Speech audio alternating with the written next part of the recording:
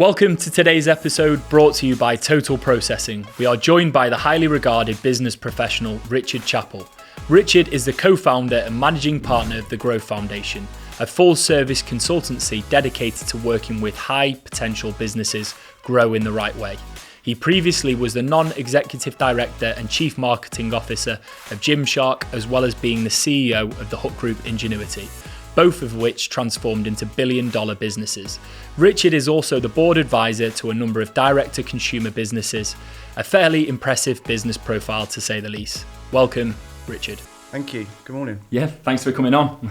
No problem. So if you could go back to the start of the story, to what has led you to where you are today, that would be great. Yeah, no problem. So didn't expect to be working in retail, actually. I had a dream of being a rock star. So grew up as a teenager in the 90s. Britpop was hitting. In my spare time, learned to play the piano, got in a band at school, and just was obsessed about getting signed to a record label. My parents had another view, thinking pretty high risk. So having worked some part-time jobs in home base, actually, which I still absolutely adore, that first ever job, I was trying to, basically, you're out playing crappy pubs in London and here, there, everywhere, trying to get signed. Were you a singer or...? No, playing the piano, bit of singing, but and with my mates from school.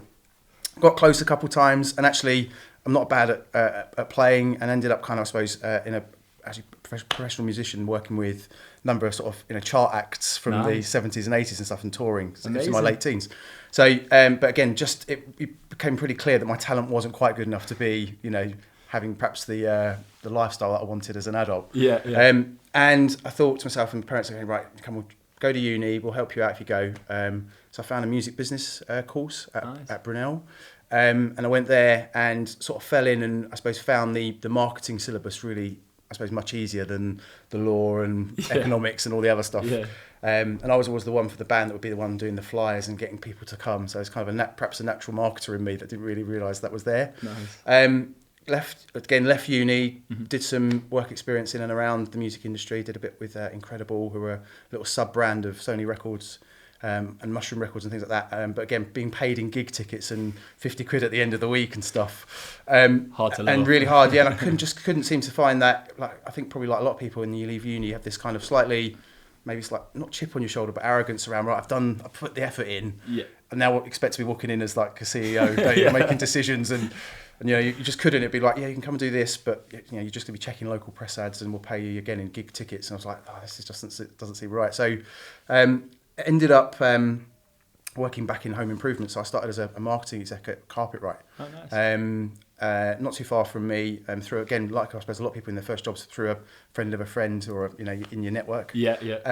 And got in there, and actually it was sort of 2000 was the year. And there was no computers in the office. Oh, really? Imagine that. There was one in the corner. Wow. It got turned on to download an email off the website and got turned off again.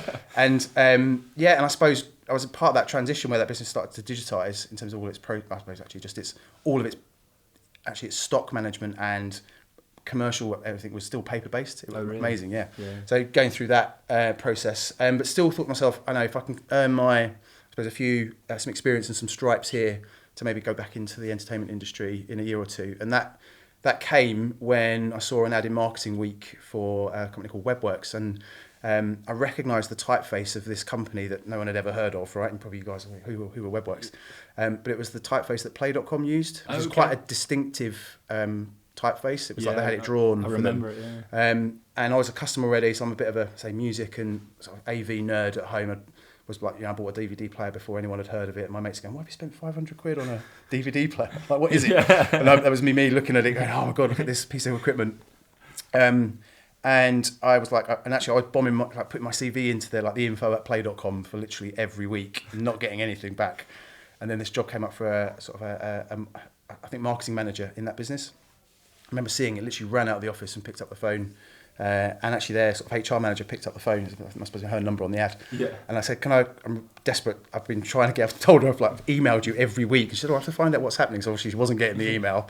And she said, can you come this afternoon? And I was like, and they're in Cambridge. I'm like, yeah, okay. So I went in and sort of did I'm not feeling too great. Got in the car, drove to Cambridge and had this first meeting with her. And she said, right, actually, Martin, who'd be your boss, is away on holiday. come back in 2 weeks when he's back. And then we'll give you a little a presentation to prepare. Yeah. Which was kind of obviously I've been thinking in my head already. But she said, actually, I think Martin sent me an email and he said, right, you've got £100,000 to spend on marketing for Play.com. What would you do? And I just obviously then spent 2 weeks every waking moment preparing this deck about what I would do. Yeah. What were your tactics back then? I suppose I can't remember the exact detail of what I put in there, but I remember kind of spending time learning Photoshop to actually like make an ad and all that kind of stuff, right? You know, and so I was spending it on here, and I'd actually from the Carpet Right, I suppose, days, I'd done a lot of above the line, so there was a lot of TV, press, radio, because that's kind of, again, paid search didn't exist. You couldn't advertise on Facebook, it didn't exist. So none of these, I suppose it was the really early days of display advertising online, that was it. Okay.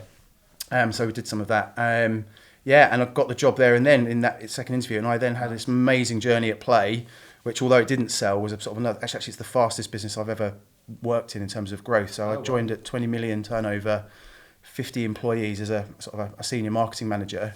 And it grew to 550 million turnover in 4 years. Amazing. Yeah, 1,000 employees. And that was just an incredible journey of those early days of, paid search starting, very first affiliate networks, social media. You couldn't advertise on for the first 2 or 3 years of me being there. It was still just people sharing stuff, no ads. And that was a phenomenal journey and learning so much in that space. So a lot of the, I suppose, foundation for what I went on then to do, obviously at the Hut where I joined next, and then Gymshark kind of got born in that positive pressure of Play.com. Brilliant. And actually when you look in the industry, there's a few kind of, I suppose, of the Play.com alumni who've gone on to be kind of very successful in that because of the I suppose the training and that you got in that environment. And fast growth as well. Yeah, amazing. Absolutely. And why did you decide to leave? So I was actually looking to get again back into, I suppose, entertainment. So I was looking for marketing jobs in Warner Brothers, Disney, that kind of thing. So I was that's where I was spending a bit of effort. And I met Matt Moulding at a Games award ceremony one rainy October in London, and then he said, "Come up and have a check out what we're doing at the Hut." He'd just won Entrepreneur of the Year. Okay. And what year was this? 2009, early 2009. And what size were the Hut Group at this stage? Just under 10 million turnover. Okay. Breaking even, approximately. And actually their business model then was overtly actually their platform service, which they hadn't branded as Ingenuity or platform. Yeah. It's what they were. They were powering white label entertainment sites for Asda, Tesco, you name it. So if you think about when Play came up, it disrupted the traditional kind of entertainment retail landscape massively. You remember you had the credit crisis as well, which wiped out anyone who was, I suppose, quite indebted. Had a lot of debt. So Woolworths disappeared. Virgin Megastore was in trouble and turned into Zavvi, rebranded, and eventually we bought that at the Hut. So they were powering and actually taking stock risk on entertainment discs in boxes predominantly, and then they built cleverly a platform that could spin out lots of different skins or front ends. So you'd have the same inventory on the back end.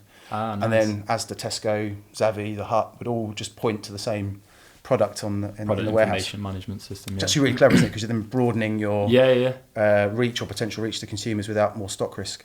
And Matt was obviously had that, I suppose, a bit of confidence. I think part of the prize that he had won of that entrepreneur was maybe a debt-free or an interest-free facility at the bank for a couple of years. Nice. So felt, I suppose, brave enough to think, right, I'll go and hire perhaps some experience, because at that time it was Matt and John, the founders, and I suppose more sort of junior support from the local area in the office in Northwich.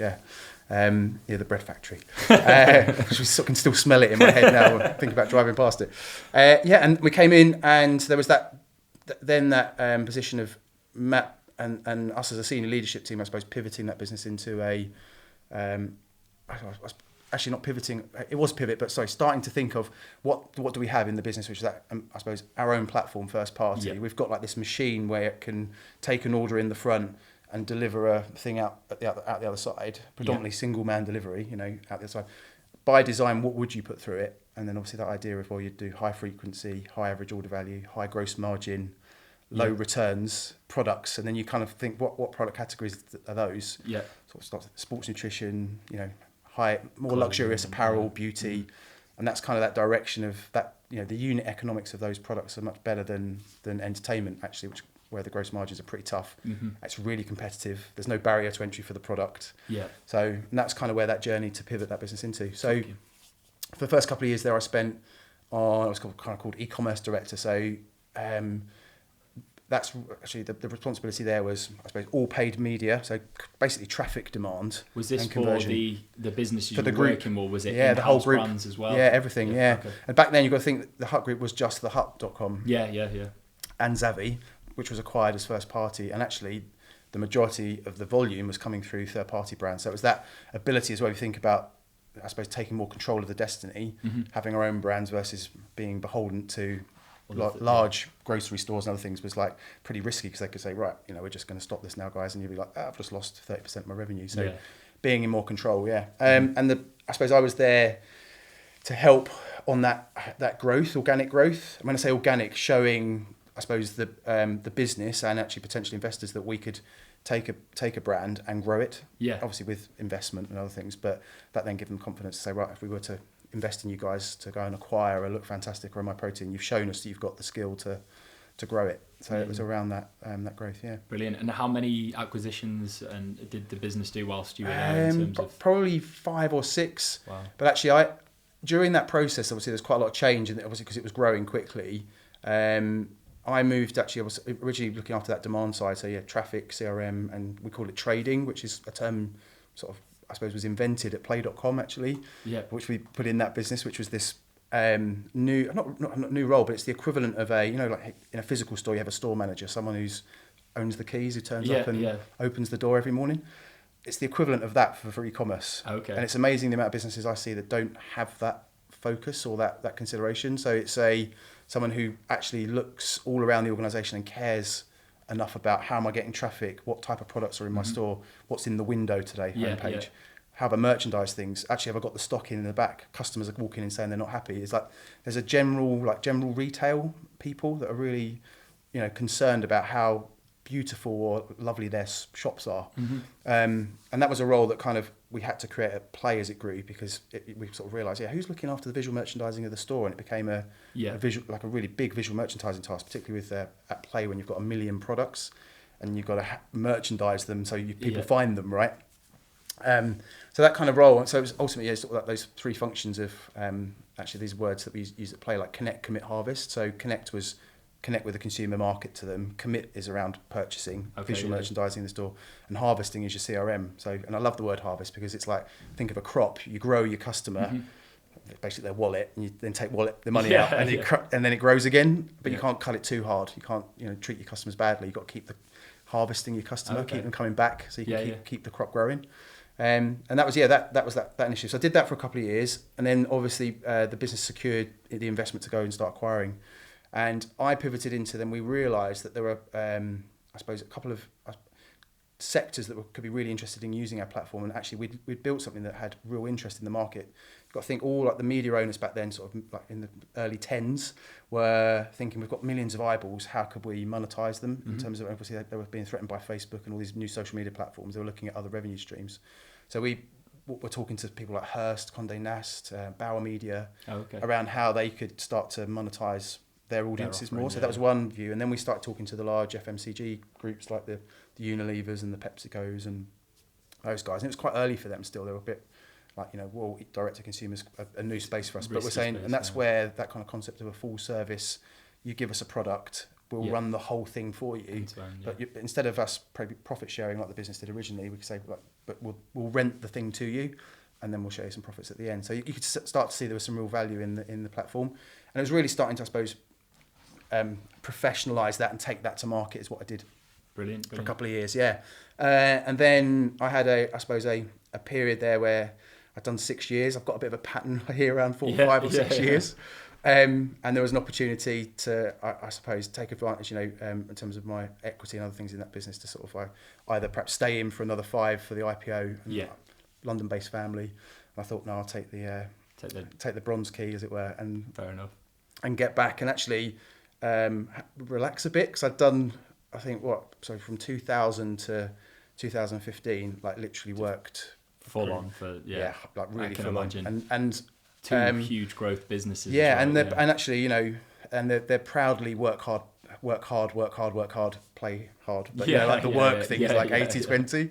And what size were they when you left then, the Hut Group? 350 and turnover. And profitable, yeah. Wow. And how many employees roughly were there then? Must have been on the way to 1,000. I can't remember, maybe 500 to 1,000, something Amazing. like that, yeah. Some big growth. Yeah, really good. Yeah, it was really fun. And then I spent a year, maybe not even a year, like 6 months in that lovely sort of space, calm. My daughter was born, could really enjoy that.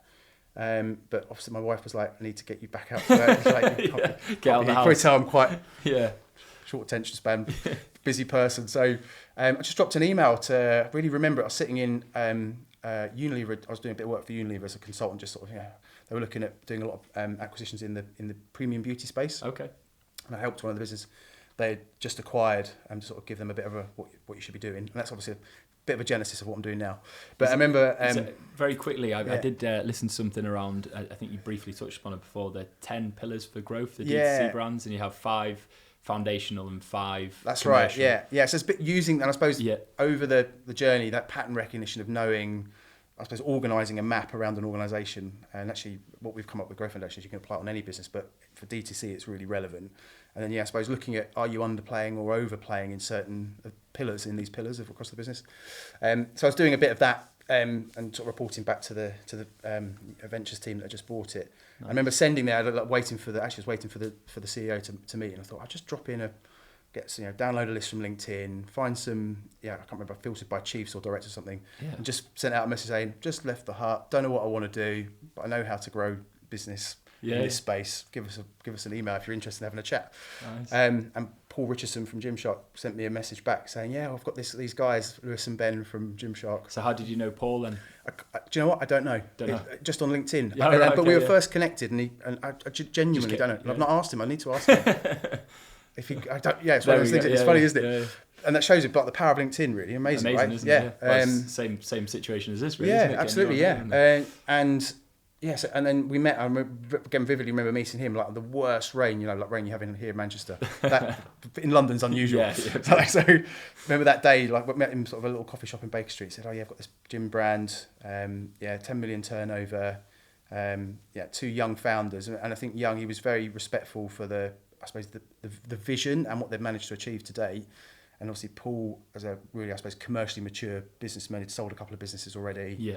It was kind of, really clear that they needed to, grow up a little in commercial sense and get some outside view, because they're kind of on, particularly if you go from 0 to 10 million, you're in your 20s, things all seem amazing, don't they? And there's this kind of word that I use a lot with the business I talk to now, is like the unknown unknowns. Yeah. So that you have these just blind spots around you, and that's obviously what myself and my team do a lot now, is really just closing that down. So, nice.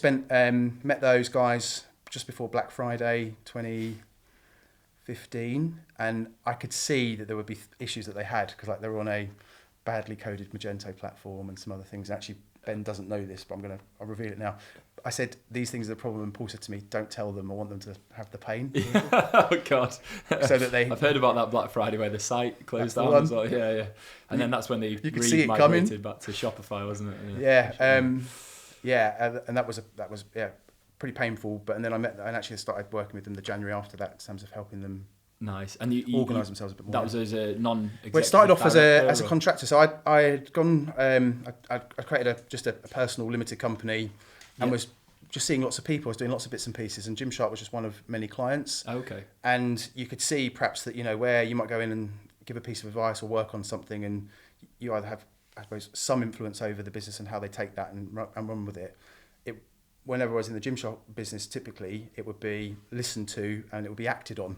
So really? It was a really lovely environment, because we built that trust, and the recommendations were typically being successful, because again you could see there was so much low hanging fruit in that business. A lot of luck on timing, right? Yeah. You're walking and go, what? You're not sending any emails to anyone? Oh my God, there was so much opportunity there. And then that evolved into I suppose being, again, I was kind of on a journey of actually I quite like being, after working so hard in the executive space, actually being there on the front line, actually taking back a bit of a advisory.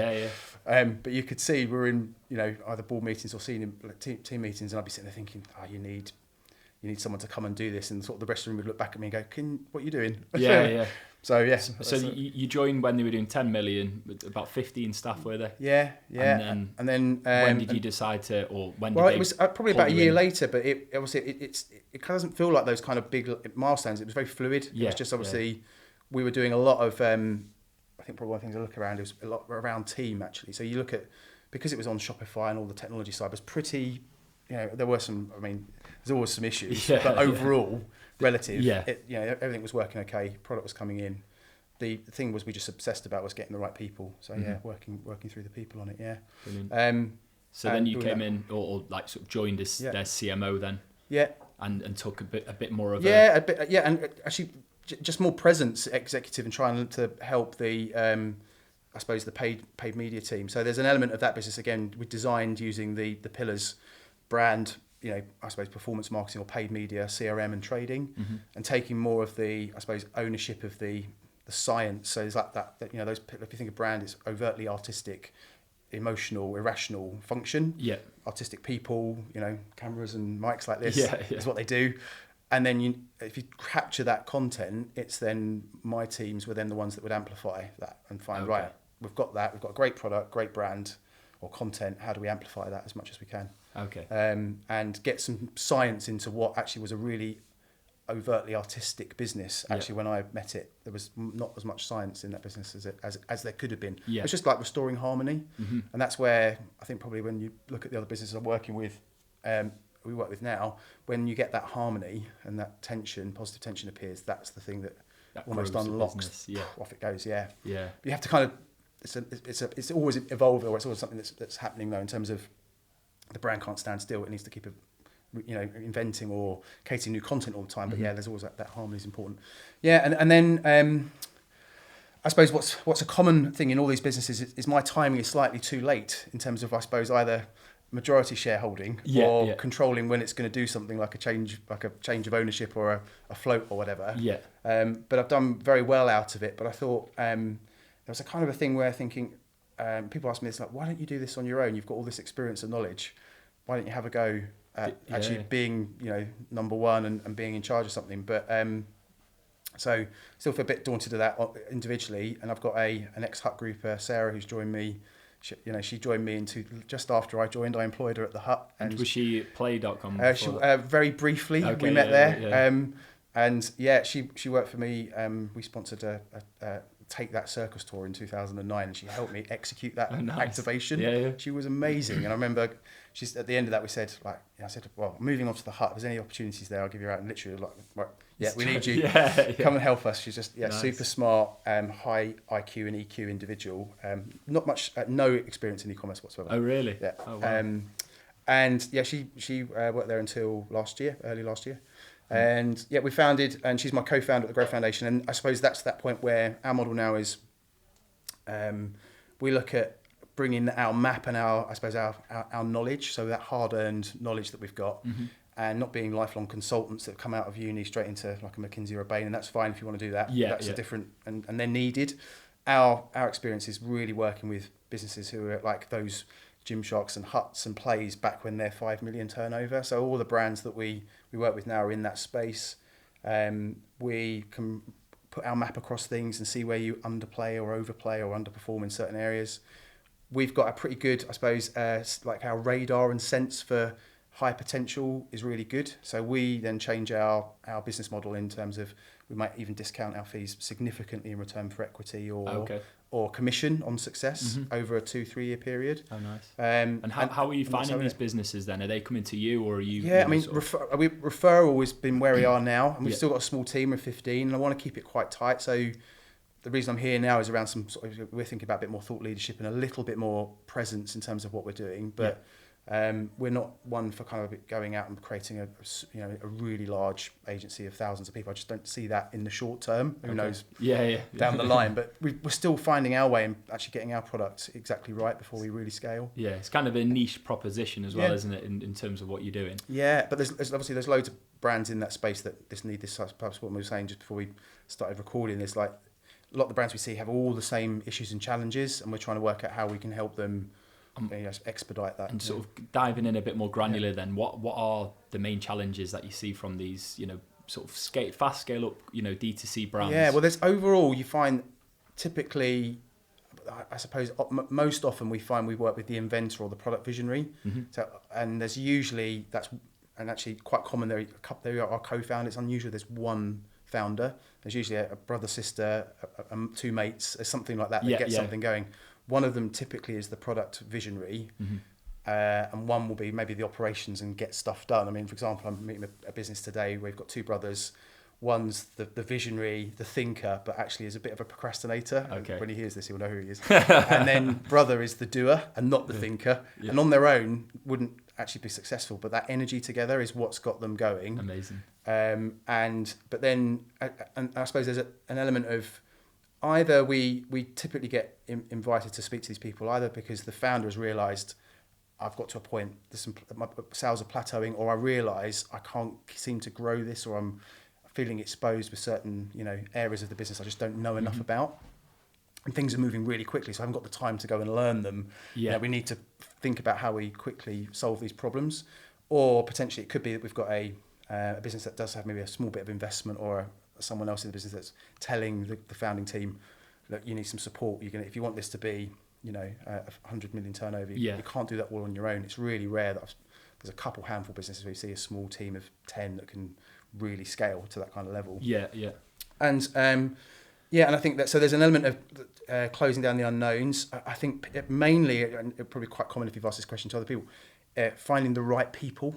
And actually part of our service at Growth Foundation, while we continue to do that consulting, like a bit like this, just sharing knowledge and imparting stuff. We've got a recruitment. So actually, we've got a recruitment business, which I'd never thought I'd be a director of. But every conversation after we kind of do, let's work on your strategy, how complete it is, and throw that around. So, where you're going to play, which products, which target audiences, which geographies, which sales channels. And then there's a sort of how you win side. So actually what makes your product unique? What are the things you do that you keep coming back to? For example, obviously look at Apple, their one's like think different is their message, right? So I suppose in every meeting they have to have the think different conversation. Those are the kind of, you complete that strategy, and then often you go, great, we've set that, and then tactically you can think, right, we've set an objective to be 100 million turnover by X and Y, we've done a bit of a bottom up plan of what that needs to be, this much traffic, this much products, and you realise, but we haven't got enough people. It always ends up with a people conversation, and you get, and the team look back and go, Rich, do you know anyone who can?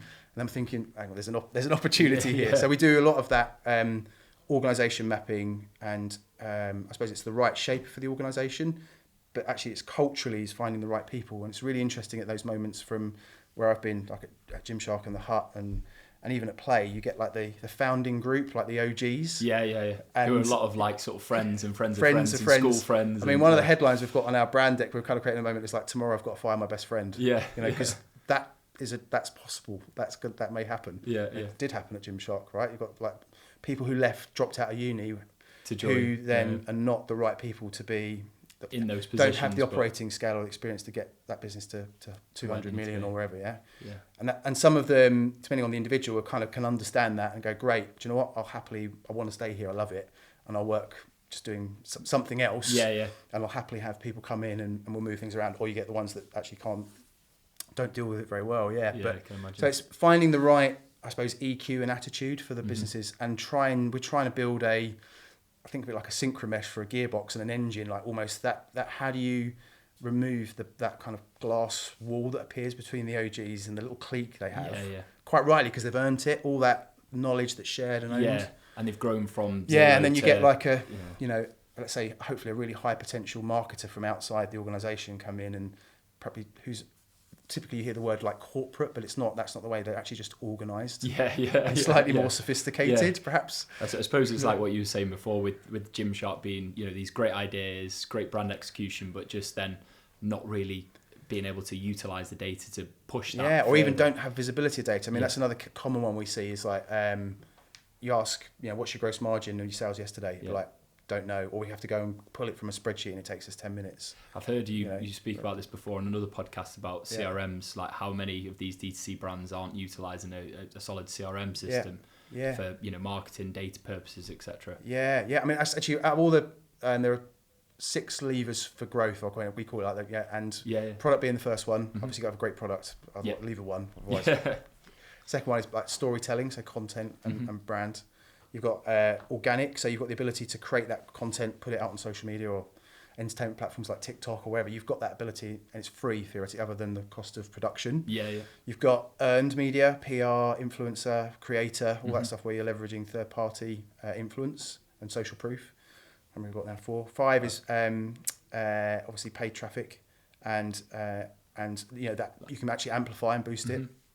You've got then your CRM. Actually, I'm going to create it 7. You've got CRM on the which is a key one, and then trading at conversion, which I mentioned, shopkeeping. CRM is the one when usually we look at a business and we map, index from 1 to 10, 10 being like world class and 1 being you're not doing it. It's amazing how many good businesses at 10, 20, 30 million turnover that are at 3 out of 10 on their CRM. They're really? They really underplay it, and I think the reason, if that's where you're going, is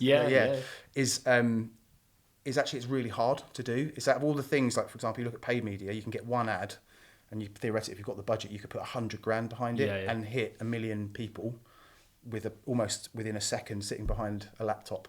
For CRM, if you want to do a good job of that, you have to have 1-to-1 conversations with your consumers, don't you? If you do a brilliant job of it. So suddenly, like, okay, I've got to create 1 million different emails. I've got to create 1 million different lists.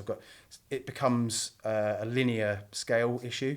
100%. And then so you've got 1 person doing it, or maybe it's half of someone's job, or even they do it for an hour a week because they're also doing other stuff, and that's where it doesn't get the investment it needs. Yeah, right. But everywhere we've seen, obviously I can't tell you the numbers, but if you look at that Gymshark example where they were doing the minimum, so like a welcome to Gymshark kind of email, and obviously when there's like tactical activity like an outlet or a Black Friday, they'd be, hey, this is what's coming, or a drop, we're dropping this next week. But there was none of that during a rainy February. Should I send a VIP customer an email about something, or a prospect an email about that?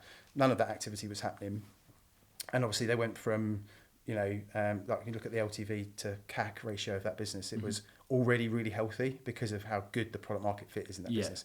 But putting a couple of CRM heads in, and that team grew to, in my time, maybe 6 or 8 people there. But it would have like quadrupled the LTV to CAC. I can imagine. Without touching the CAC, virtually, the lifetime value went off the charts. Amazing. And what sort of CRM software systems do you put in place then? Is there any particular go-tos for yourself? We typically bump most of our businesses that we're in are in the Shopify ecosystem. Klaviyo is the kind of go-to because it's so well integrated, and it's like think of like used car analogies when I'm talking to people. It's like the VW Golf. It's like just so reliable, just great. So and there's sometimes then you start to think about like the likes of a Martis or a Metria and some of those like more enterprise level, which gives you loads of flexibility. So you're moving into the Ferrari territory. But often then you look back in the team, you're like, I've only got Golf drivers here at the moment. I haven't got Ferrari people. And because it needs all the engineering and the 100%. Setup and stuff. So it's really careful consideration. But that's a great platform. And what about in terms of other, just talking about marketing software systems, is there any other systems that when you are speaking to these DC brands and advising them, are there any systems that you straight away do you know what? It's more around like we use hopefully all my clients, if you spoke to them, will talk about brilliant basics. So I like home that word all the time. It's amazing when you go into business and you just look at like their Google Analytics setup is not been correctly, just the channel setup in there is wrong, or it's just not looked after. No one owns it, or they're not using UTM at all, or they are sometimes and not. Just those brilliant basics. It's amazing. I think one of the issues you've got with businesses that start in the last 3 or 4 years is there's so much software that can do so much cool like stuff.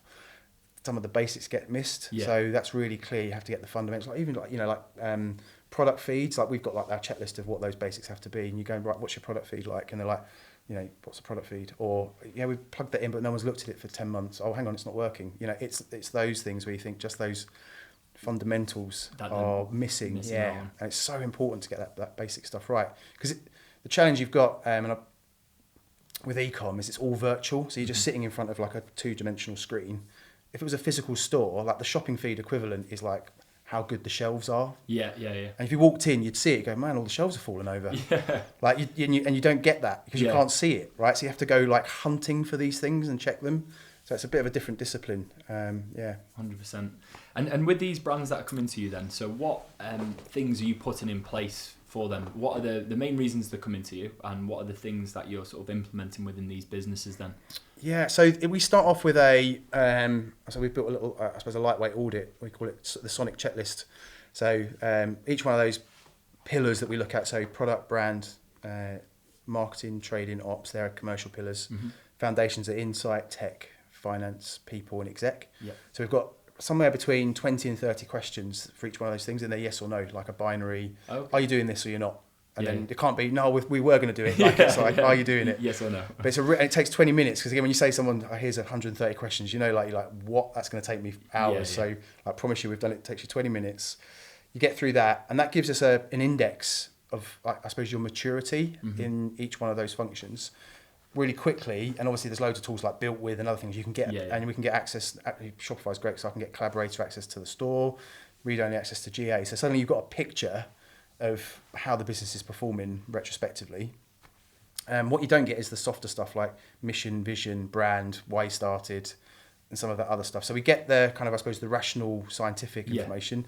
Then we're able to, I suppose, interview the founding team, and often that would lead to, we call it playbooking, which is that definition or codifying the rules. Okay. So one of the things that we did with Gymshark, and actually slightly less so at the Hut, but it was kind of, I suppose, coming out perhaps because it felt as though maybe I felt it was needed more there. But I was trying to think about when you looked at, and it's really common, all the brands we come to now, the product visionaries, often the teams that work for them end up going back to them and getting approval for an ad, or can you just check that? Can you sign this off? And actually, as you can probably tell, that isn't scalable. You can't have one point of reference for approving what gets done and what doesn't get done. Yeah. Or if they do ROA, so if the founder does which is unlikely, does decide to take a week off, they come back and they look at the output and they say it's not good enough, or you didn't quite hit the mark.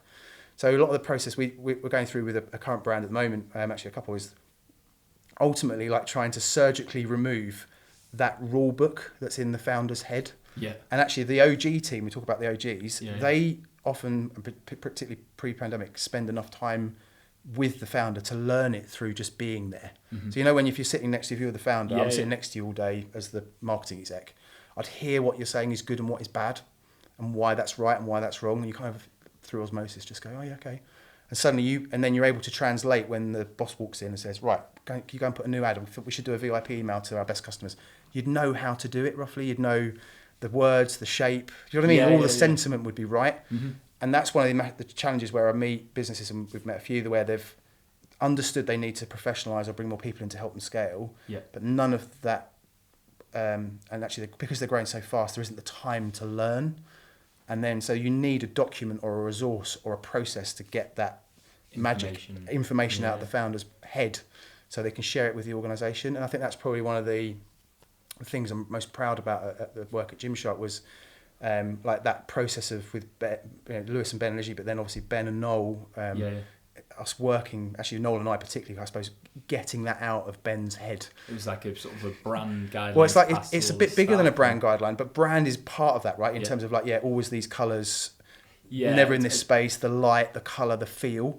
But actually it's around, a great example of this, like for play.com would be, one of our how we win pillars was innovation. Okay. We had to be innovative and sort of have that kind of forging the path, doing stuff people had never done. Yeah. So back then I was a marketer. I had budget to go and spend on TV ads or press or wherever.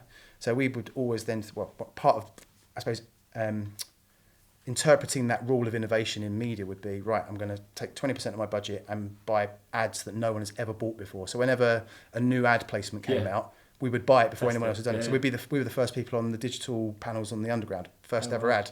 We did in Metro, we would actually ask them, look, we don't want a 25x4. We want to do an ad that kind of breaks out and like moves all the copy around on the page, because it was for like a horror game. Yeah, we want blood all over the page. Yeah. And they're like, no one's ever asked that stuff before. And I was like, because we've got this rule book that says we have to ask that question. Yeah. And suddenly, they're the things that make the difference. So it's we kind of, a lot of our work over sort of a 3-month period is actually codifying that, building those playbooks. Okay. And actually really clearly defining, as part of that, there's like the how you win, but objective, which sales channels. It's amazing when you go into business and I'll come back to Gymshark a little bit thing as well, like, should we be direct to consumer only, or should we list on ASOS or into retail or Amazon or wherever? And actually, as you build some scale and leverage, the buying teams of those businesses are on the phone every day. Oh, can we get Gymshark onto and you're like, and then that distracts the team. Yeah. Like, should we do it? Should we not? And you can lose. Like, imagine you've got 4 people spending an hour talking about it. You've lost 4 hours. And actually, we come up going, no, we don't want to do that. Well, let's just say we're not going to do it ever. Yeah. Ever. Amazing. And then everyone's like, that's a big decision. We're like, yeah, but we'll put it on the wall. And then obviously, and I suppose that's the point, as an executive team, you can come back and challenge what's written on the wall every 4, 5 months, 6 months, whatever. But it doesn't need an hour every for the junior who might get that email, who's like, no, we don't work with third parties. There's no shouldn't we? It's that clarity and empowerment for the team. Yeah. That's a big part of what we do. Brilliant. So I'll sort of wind down with the last few questions. So if I was starting a business or set up a business, direct to consumer, let's say it's in supplements or clothing, and I'm turning over a few £100,000 and really looking to scale, what advice would you give to that entrepreneur? 300 grand. That's interesting. How do I get to the next level? What things should I be looking to put in place? As a small business, from an operational point of view, from a commercial point of view? I suppose if you can, obviously you've got a great opportunity with things like Klaviyo and some of these sort of data visibility tools, trying to get clarity of your data everywhere. So I suppose if you're finding at that stage, when I look at that system, it tells me one thing, and then that report perhaps in my warehouse, I've got a 3PL team, they tell me my stock's that, and they don't match, get that fixed. Because that is just... Imagine down the line, if you are 10 million, that is a bigger problem to wrestle. So that's really important. I would think, overtly the business I've been involved in are kind of, I suppose, they don't take really brave, speculative leaps into new territories typically. I would say maybe around doing a little less better. So don't get too distracted on, let's say if you made 100 products and you thought, well, there'll be growth if I make 1,000. I'd probably guess actually you could keep 100 or even maybe get it to 50 and just get to more consumers. Your addressable market share is probably still quite small unless you make a very niche product. So similar story for Gymshark, that business was a apparel business, and you could see overtly in leggings, particularly when that got going. There's loads of opportunity for it to have been sports nutrition, trainers, actually moving into different disciplines, running, CrossFit, yoga. And actually that just conditioning, free weights kind of community was where there was an obvious product market fit. But we actually look at your addressable market back when you're 13 million, you're a tiny market share. So it's like, the advice would be, don't get positively distracted. It's like, just try and stay on. Actually, don't lose confidence. I think one of the other things I would see, and even at 5 and 10 million, because you look at it every day as a founder and as a team, you get bored. You're like, I want a new website, I want a new product. And actually, remember, most of the population has never seen it. And it's amazing. We've got a client now who are actually $500,000 turnover, just got some really good investment. Natural deodorant, balm brand, fabulous brand. Actually, I'll name them because they're called ACT, AKT. And there was a kind of call this week I was on about a new website. And we're like, okay, right. So the budget for a custom build on Shopify, all in with a great agency, is roughly 30 grand. And we're like, actually, what's the problem? And they're like, problem is our current site is we can't. It's all been, I suppose, the current developer, best intentions, but it's kind of bastardized the code so much that we actually can't. We need him to do anything, like even changing it was just nuts, really horrible. We're like, actually, this isn't a website issue. And actually saying, well, we'd like to refresh it. We've looked at it for 2 years. I'm like, no one else has seen it though. It's absolutely fine. So it's that. Don't get distracted by other things. Yeah, and actually, if it's not broke, don't fix it. That would be the other one. There's a few out there like, don't let perfection be the enemy of good. Good is good enough. Get going. Like amount of kind of needs to be perfect. And like, just go. And I suppose it's like what you were talking about with all your previous roles is, creating something and trying to perfect that when no one's seen it. So it's about really looking at the data and how you reach people rather than fixing a small little tiny problem, which might not even be a problem. I think the other one would be, if I went back to then as well, it's amazing when we do a process, a recency frequency monitoring process, part of our audit, we'll ingest the data out of Shopify and then segment the customers to the worst to the best. And I don't think I've ever met a customer yet or a client that doesn't know the name of their best customer. I say, who's your best customer? What's their name? And they're like, no idea. Don't know. And if it was a real shop, you would know, wouldn't you? You know, it's Jeff from around the corner. Comes in every day. And he buys that, and they don't know. Amazing. And I think that's a really good thing and actually I would say maybe in the early days, the guys that were on Shopify, so if you ask Ben, he would have known actually, but later on when it gets too big, you lose because he's like, the guys are in Shopify every day or in their little e-commerce shop platforms. They're looking at the orders and they know that people are always there. Coming in. Yeah. I can't remember. I can't actually remember the one. I think his name was Philip. This guy at Gymshark spent gazillions. But actually, segmenting those customers in early on and then actually the group who are the most frequent and spend the most and the ones that are always there, they are really up for talking to you. So it's amazing just picking up the phone. So one of the things we did with the guys I'm seeing later on, their apparel brand, I said to those guys, right, let's look at your best customers, and actually 6% of their customers make 30% of their revenue in this brand. Wow. And there's only, I would say, there's roughly 4,000 customers in that groupe.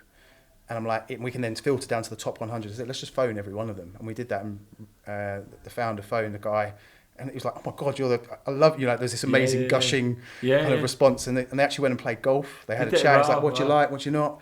Actually, and actually said, well, that's what we should be doing for the top 100 anyway. Let's 100%. Go and treat them and look after them. And I bet they're just going to continue to. Well, they'll continue, but actually, listening, what are we doing wrong? What do you like? Actually, and keep. Because actually those guys are so valuable. If the brand makes a mistake, potentially there's a real bit of risk, isn't there? So you've got to try and...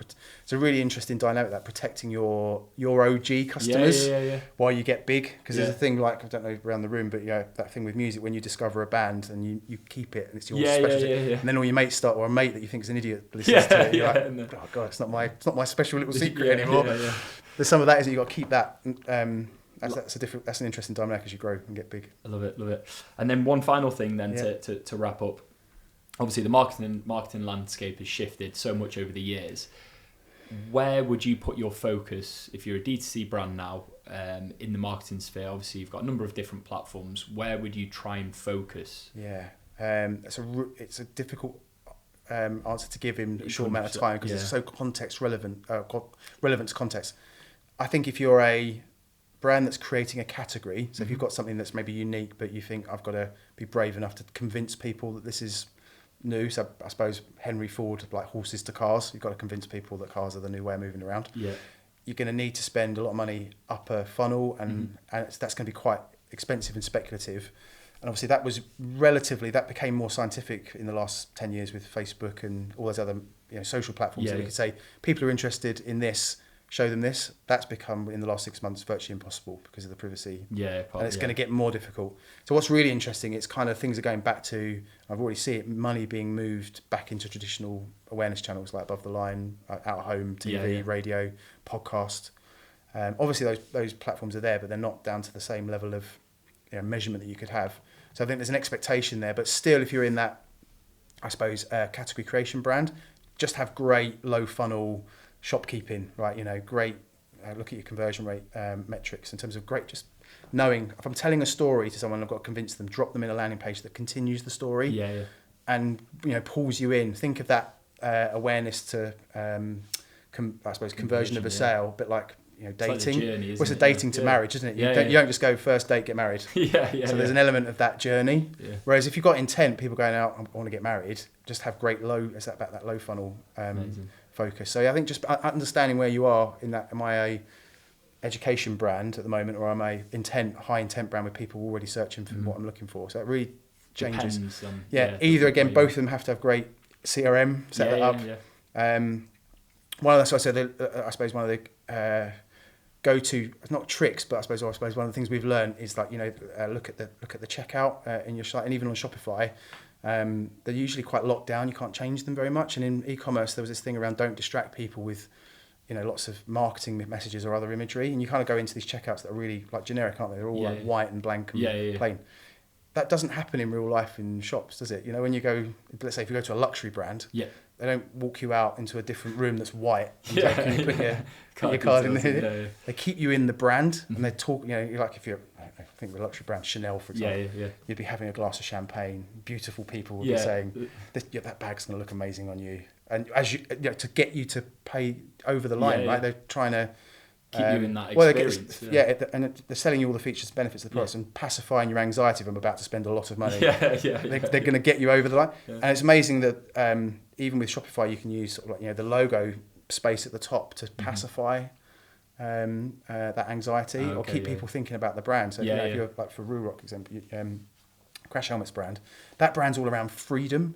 Like the helmet gives you permission to be free and look badass and do crazy stuff while looking cool. That's what you want to see in the checkout. Not boring, same old styling, etc. But you can still, so I think that's another key one. Cool. Always look at that last page. Keep your brand there. Yeah, the end-to-end journey then. Keep it all the way through. Yeah. Brilliant, amazing. Well, absolutely unbelievable. So much knowledge there, and thank you very much for coming on the podcast. Thanks for your time. Brilliant. Thank you.